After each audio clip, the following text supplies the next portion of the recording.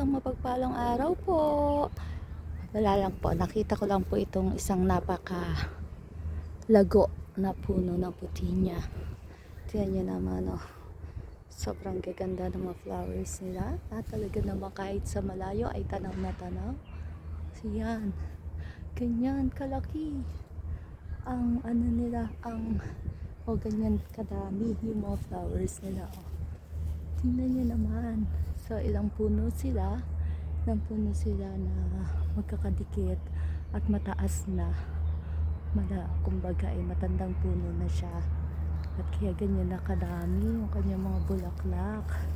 Ayan, sa malapitan. Ganito yung itsura nila. Na-feature ko na din naman. At ito sila. Ang pagkakaiba lang talaga ay full bloom na silang lahat.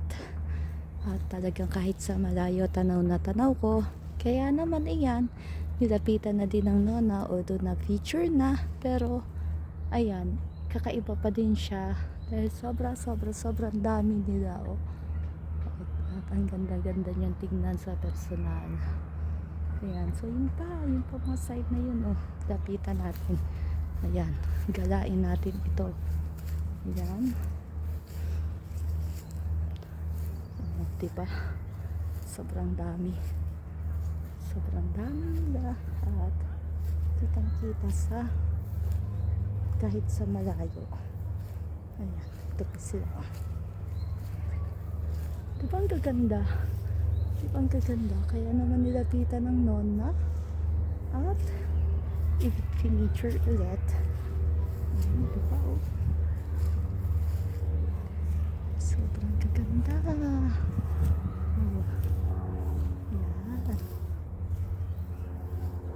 Ito mas malapit. Baba lang oh. Diba? Sobrang dami.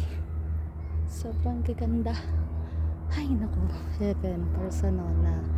And ayan, nakita ko lang at ako ay lalampas na rin. Dadaanan ko lang ito as usual kasi nga everywhere dito ay yan na napapaligiran ng magagandang bulaklak. Dami oh. Yan. So yun lang po. At patuloy po ako nagpapasalamat sa inyo sa patuloy na panonood ng aking mga videos sa mga flowers at saka sa natures. Ang daming bees oh. Ano, nagliliparan yung mga bees kasi ang dami yan naman nila na maaanuhan, padadapuan. Ang dami na nectar na kanilang makukuha dito. So yun lang po. Salamat po muli sa inyong pagsama. God bless po.